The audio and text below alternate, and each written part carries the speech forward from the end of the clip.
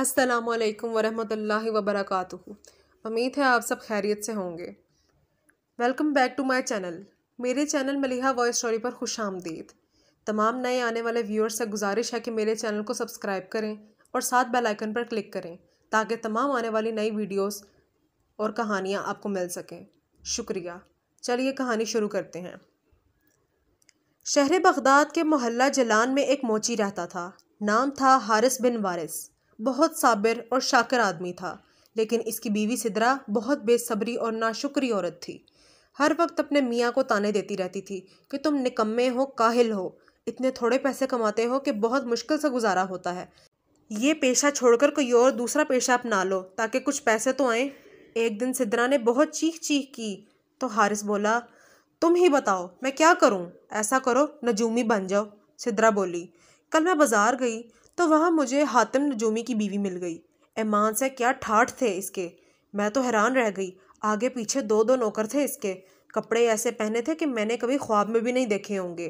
اس نے ایک دکان سے 5,000 کا ایک قالین خریدا، ہمیں تو 5 روپے کی دری بھی نصیب نہیں۔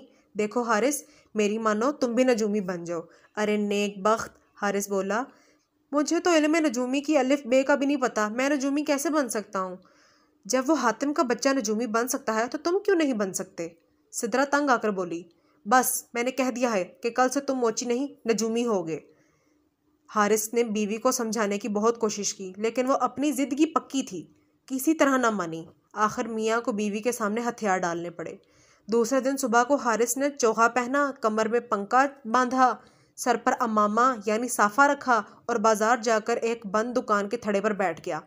آئیے صاحبان آئیے، غیب کا حال معلوم کیجیے، میں آپ کے ستاروں کی چال بدل کر آپ کی ہر مشکل آسان کر سکتا ہوں۔ آئیے آئیے، مت شرمائیے، مت گھبرائیے، بہت پہنچا ہوا نجومی ہوں۔ آن کی آن میں اس کے گرد لوگوں کا مجموعہ لگ گیا۔ اس مجموعے میں بغداد کا ایک مشہور جوہری بھی تھا، جو لوگوں کی بھیڑ کو چیرتا پھاڑتا حارث کے پاس آیا اور بولا، یا شیخ، میں ایک جوہری ہوں، بادشاہ سلامت نے مجھے اپنا تاج پالش کرنے کے لیے دیا تھا۔ اس کا ایک ہیرا غائب ہو گیا ہے، اگر وہ ہیرا نہ ملا تو بے موت مارا جاؤں گا۔ حارث آسمان کی طرف دیکھ کر بولا، تمہارا ستارہ گردش میں ہے، اس گردش سے نکالنے کا 1 گھنٹہ لگے گا، اب تم جاؤ، 1 گھنٹے بعد آنا۔ کہنے کو تو اس نے یہ کہہ دیا، مگر دل میں گھبرا رہا تھا کہ ہیرے کے چور کا پتہ کیسے چلاؤں گا؟ میرے تو فرشتوں کو بھی معلوم نہیں ہے کہ چور کون ہے اور ہیرا بھی کہاں ہے۔ اس نے ایک ٹھنڈی سانس بھری اور بولا، ارے سدرا، تو نے اپنے شوہر کو کس مصیبت میں پھنسا دیا؟ اتفاق کی بات ہے اس مجموعے میں جوہری کی بیوی بھی تھی، اور اتفاق کی بات اس کا نام بھی سدرا تھا۔ حارث کو یہ بات سن کر وہ سمجھی کہ اس نجومے کو معلوم ہو گیا ہے کہ ہیرا میں نے لیا ہے۔ وہ تھر تھر کانپتی ہوئی آگے بڑھی اور حارث کے چوغے کا دامن پکڑ کر بولی، یا شیخ، مجھے معاف کر دیجئے، میں اس جوہری کی بیوی ہوں، میں نے ہیرا چرانے کی نیت نہیں لیا تھا، میں صرف اسے دیکھنا چاہتی تھی کہ اب سمجھ میں نہیں آتا کہ اسے کیسے واپس کروں۔ حارث نے کہا، جو لوگ اپنے گناہوں کا اقرار کر کے سچے دل سے توبہ کرتے ہیں، خدا انہیں معاف کر دیتا ہے۔ اب تم فوراً گھر جاؤ اور وہ ہیرا چپکے سے اپنے خامد کے چوغے میں جیب میں ڈال دو۔ 1 گھنٹے بعد جوہری واپس آیا تو حارث نے کہا، تمہارے ستارے کی چال کچھ بگڑی ہوئی تھی، اب میں نے ٹھیک کر دی ہے، تم گھر جاؤ، تمہارا ہیرا چوغے کی جیب میں ہوگا۔ جوہری الٹے قدموں گھر گیا اور چوغے کی جیب میں دیکھا تو واقعی اس میں ہیرا موجود تھا۔ وہ خوشی سے پھولا نہ سمایا۔ اس نے ایک تھیلی میں سونے کی اشرفیاں بھریں اور حارث کے پاس آ کر بولا، یا شیخ، آپ تو سچ مچ میں بہت پہنچے ہوئے نجومی ہیں، ہیرا میرے چوغے کی جیب میں ہی پڑا تھا، لیجئے، میری طرف سے یہ حقیرانہ نذرانہ قبول کیجئے۔ اس نے اشرفیوں کی تھیلی حارث کے ہاتھوں میں تھما دی۔ حارث نے گھر آ کر تھیلی اپنی بیوی سدرا کو دی اور بولا، لو یہ اشرفیاں، اب مجھ سے یہ کام مت کروانا، آج تو میں بچ گیا، روز روز نہیں بچوں گا۔ سدرا اشرفیاں دیکھ کر پاگل ہو گئی۔ اس نے حارث کی بات سنی اور انسنی کر دی اور اشرفیاں گننے لگی۔ دوسرے دن ناشتے کے بعد حارث دکان پر جانے لگا تو سدرا نے کہا، کدھر چل دیے؟ اب تم حارث موچی نہیں ہو، بغداد کے مشہور نجومی حارث بن وارث ہو۔ بازار جاؤ اور لوگوں کو بیوقوف بنا کر ان کی جیبی خالے کرا کے آؤ۔ زبردستی کا ٹھینگا سر پر، طاقتور کی بات ماننا پڑتی ہے۔ حارث نے چوغا پہنا، کمر میں پنکا باندھا، سر پر امامہ رکھا اور بازار جا کر ایک بند دکان کے تھڑے پر بیٹھ گیا۔ آہستہ آہستہ لوگ جمع ہونے لگ گئے، کوئی کچھ پوچھتا تو کوئی کچھ پوچھتا۔ حارث یوں ہی انکل پچو جواب دے کر ان سے پیسے اینٹھ لیتا۔ شام کو گھر واپس آیا تو اس کی بیوی اس کی جیب بھری ہوئی دیکھتی۔ ایک دن صبح کو وہ بازار جانے کی تیاری کر رہا تھا کہ کسی نے دروازہ کھٹکھٹایا۔ باہر نکلا تو دیکھا 2 سپاہی کھڑے تھے۔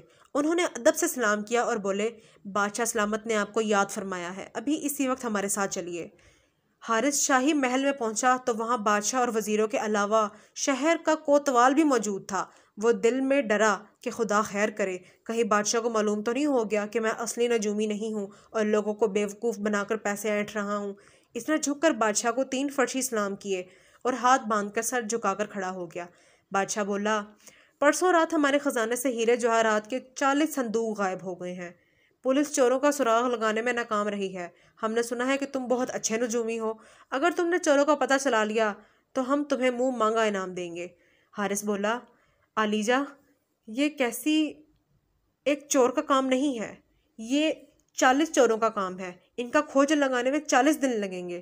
ٹھیک ہے، ہم تمہیں 40 دن بھی دیتے ہیں، اگر تم نے 40 دن میں بھی ان چوروں کا پتہ نہیں لگوایا تو تمہاری کھال کھچوا کر اس میں بھوس بھروا دیں گے۔ حارث گرتا پڑتا کیا نہ کرتا اور سدرا سے بولا، جلدی کرو اور بوریا بسترا باندھ کر یہاں سے نکلو، کہیں چلیں۔ سدرا نے بولا، کہاں جانا ہے؟ تمہاری اماں کے گھر، حارث نے جواب دیا۔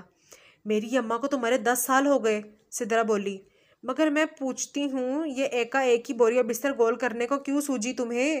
حارث نے کہا، چوروں نے بادشاہ کے خزانے سے ہیرے جواہرات کے 40 صندوق چرا لیے ہیں اور اس نے مجھے ان کی کھوج لگانے کا حکم دیا ہے۔ میں نے 40 دن کی مہلت مانگی ہے، اگر میں 40 دن کے اندر چوروں کو نہ پکڑ سکا تو بادشاہ میری کھال کھچوا کر بھوسا بھروا دے گا۔ ہم کہیں نہیں جائیں گے۔ سدرا نے کہا، ڈرو مت، 40 دن بہت ہوتے ہیں، ہو سکتا ہے چور پکڑے جائیں، ہو سکتا ہے بادشاہ مر جائے۔ حارث بولا، اور اگر ان باتوں میں سے کوئی بھی بات سچ نہ ہوئی تو پھر ہم 40ویں دن رات کو یہاں سے بھاگ جائیں گے۔ عراق کے شہر بصرہ میں میری ایک خالہ رہتی ہے، وہ ہمیں پناہ دے دے گی، سدرا نے کہا۔ لیکن ہمیں یہ کیسے پتہ چلے گا کہ کتنے دن گزر گئے ہیں؟ حارث نے کہا، نہ مجھے لکھنا آتا ہے اور نہ ہی تمہیں۔ سدرا سوچ میں پڑ گئی، پھر بولی، میں روز شام کو مرتبان میں ایک کنگڑی ڈال دیا کروں گی، اس طرح معلوم ہوتا رہے گا کہ کتنے دن گزر چکے ہیں۔ جن چوروں نے شاہی خزانے میں چوری کی تھی ان کا ایک ساتھی شاہی محل کی جاسوسی کرتا ہے۔ اس نے اپنے سردار کو بتایا کہ بادشاہ نے بغداد کے ایک نجومی کو ہمارا گھر کھوج لگانے پر مقرر کیا ہے۔ یہ شخص نجوم کا بہت بڑا عالم ہے، اس نے بادشاہ کو ہماری صحیح تعداد بتا دی ہے اور وعدہ کیا ہے کہ 40 دن کے اندر وہ ہمیں پکڑ دے گا۔ چوروں کا سردار بولا، ارے بے وقوف، یہ کوئی بچہ بھی بتا سکتا ہے کہ چوروں کی تعداد کتنی تھی؟ ظاہر 40 صندوق 40 آدمی ہی اٹھائیں گے۔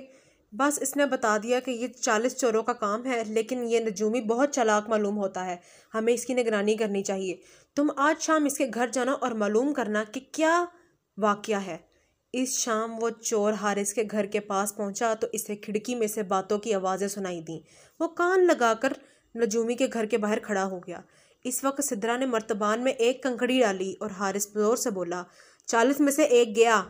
یہ سن کر چور کی سٹی گم ہو گئی، بھاگا بھاگا اپنے اڈے پر گیا اور سردار سے بولا، سچ مچ وہ بہت بڑا نجومی ہے۔ جو ہی میں نے اس کی کھڑکی پر کان لگائے اس نے کہا 40 میں سے ایک گیا۔ سردار اپنے ساتھیوں کو دیکھا اور وہ خوف سے کانپنے لگ گیا۔ سردار ان کی ہمت بڑھانے کے لیے زبردستی مسکرایا اور بولا، تم نے غلط سنا ہوگا، کل 2 آدمی جائیں اور نجومی کی کھڑکی سے کان لگا کر اس کی باتیں سنیں۔ دوسرے دن شام کو دونوں چور چھپتے چھپاتے حارث کے گھر کے پاس پہنچے اور کھڑکی سے کان لگا کر کھڑے ہو گئے۔ اسی وقت سدرا نے دوسری کنکری مرتبان میں ڈالی اور حارث زور سے بولا، لو 2 اور گئے، اب 38 رہ گئے۔ دونوں چور سر پاؤں رکھ کر بھاگ کھڑے ہوئے۔ انہوں نے سردار کو بتایا کہ یہ نجومی واقعی غیب کا علم جانتا ہے۔ ہم اس کی کھڑکی کے پاس پہنچے تو اسے معلوم ہو گیا کہ ہم 2 ہیں۔ سردار نے غصے سے پیر پٹکے اور چلا کر بولا، تم دونوں اب بدھو ہو، کل 3 آدمی جاؤ گے اور کان کھول کر دھیان سے سننا اس نے کیا کہا۔ تیسرے دن 3 چور گئے، چوتھے دن 4 چور گئے، 5ویں دن 5 چور گئے اور 39 دن تک یہ سلسلہ چلتا رہا۔ سدرا روز شام کو مرتبان میں ایک کنکری ڈالتی، حارث زور سے کنکریوں کی تعداد بتاتا اور چور سمجھتے کہ وہ ان کی تعداد بتا رہا ہے، وہ ڈر کر بھاگ جاتے۔ 40ویں دن شام کو سردار اپنی تمام ساتھیوں کے ساتھ حارث کے گھر پہنچا اور کھڑکی سے کان لگا کر کھڑا ہو گیا۔ اسی وقت سدرا نے مرتبان میں آخری کنکڑی ڈالی اور حارث زور سے بولا، 40 پورے ہو گئے، سدرا رسیا لاؤ۔ हारिस ने रस्सियां बांधने के लिए मंगवाई थीं। सिद्रा रस्सियां लेने के लिए उठना ही चाहती थी कि दरवाजे पर जोर की दस्तक हुई। हारिस ने दरवाज़ा खोला तो इतने सारे लोगों को देखकर डर गया। वो समझा कि बादशाह ने इसे पकड़ने के लिए फौजी भेजे हैं। वो कुछ कहना ही चाहता था कि चोरों का सरदार इसके कदमों में गिर पड़ा और गिड़गिड़ा कर बोला, शाही खजाने में हमने ही चोरी की थी, बादशाह को ना बताइएगा, वो मेरा जन बच्चा कोल्हू में पलवा देगा। हम आपको घर सोने चांदी से भर देंगे, हमें माफ़ कर दें। हारिस गुस्से से बोला, बेईमानो, तुम्हारा ख्याल था कि तुम्हारे इस जुर्म का किसी को पता नहीं चलेगा? अरे हमसे तो दुनिया का कोई भेद छुपा हुआ नहीं है। अब तुम्हारी खैरियत इसी में है कि चोरी का सारा माल बादशाह को वापस कर दो। सरदार ने कहा, लेकिन हजूर, हम बादशाह के पास जाएंगे तो वो हमें कैद खाने में डाल देगा, बल्कि हो सकता है वो हमारा सर भी कलम करवा दे।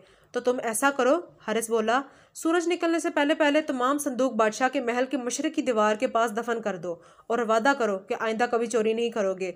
मैं बादशाह को तुम्हारे बारे में कुछ नहीं बताऊंगा। हजूर आपने जैसा कहा हम वैसा ही करेंगे, सरदार ने कहा और वो अपने साथियों को लेकर चला गया।